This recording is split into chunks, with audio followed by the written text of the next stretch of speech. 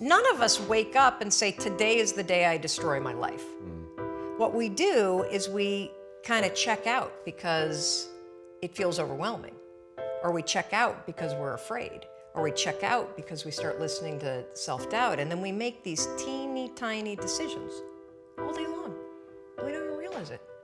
Decision to not get up on time, a decision to not eat the right thing, a decision to snap at your kids, a decision to not speak in a meeting, a decision to not look for a job, a decision to not deal with your finances, a decision to not call your parents, like whatever it is.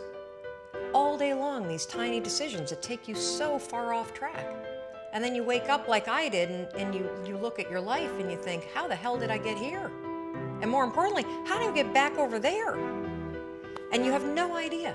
And so I was so trapped. And I know from your story, you felt the same way. Like you knew that there was more in store for you, but you couldn't figure out, how do you close that gap? How do you find the power that's in you? How do you discover your greatness? How do you solve these problems? It feels so overwhelming when you can't. I mean, I would go to the grocery store and the items would scan, and I would be sitting there readying my excuse because there was no way that my check card was going to clear. Wow. So I got in this struggle with myself that a lot of us find ourselves in, and that is you get trapped in what I call the knowledge action gap. You know what to do, but you can't seem to make yourself do it. Have you ever had one of those nights? Probably before you started your company, but where you go in bed and you're like, all right, Tom, that's it. Tomorrow, it's the new me. Tomorrow, I'm gonna get up on time. I am gonna go to the gym.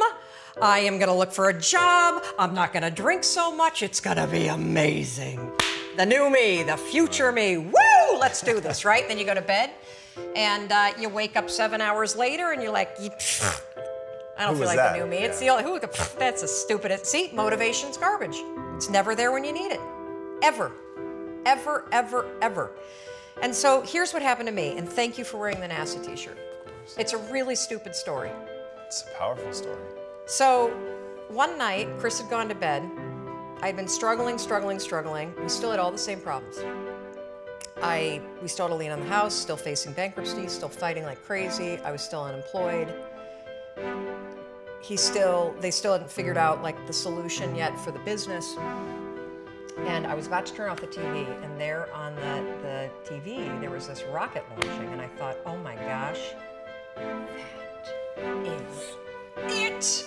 I am gonna launch myself out of bed like a rocket ship, like NASA right here had launched me out of that bed. And I'm gonna move so fast that I don't think.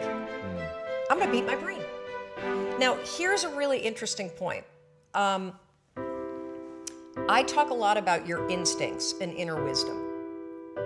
And we can get into this a little bit later, but a lot of us talk about the fact that you have a gut feeling. But what all this research that I've done for the book and all the speaking that I do, what I've discovered that's fascinating is actually when you set goals, when you have an intention on something that you want to change about your life, your brain helps you. What it does is it opens up a checklist, and then your brain goes to work trying to remind you of that intention that you set.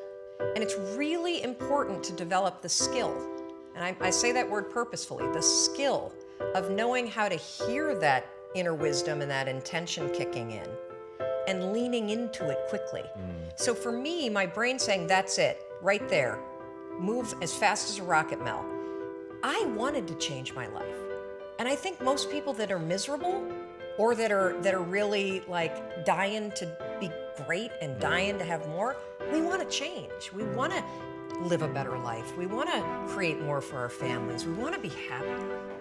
The desire is there. Again, it's about how do you go from knowledge to action. So the first thing in this story that's important is realizing that the answer was in me. And my mind was telling me, pay attention. The next morning, the alarm goes off, and I pretended NASA was there. It's the stupidest story. I literally went 5, 4, 3, 2, 1. I counted out loud, and then I stood up. And I'll never forget standing there in my bedroom. It was dark, it was cold, it was winter in Boston. And for the first time in 3 months, I had beaten my habit of hitting the snooze.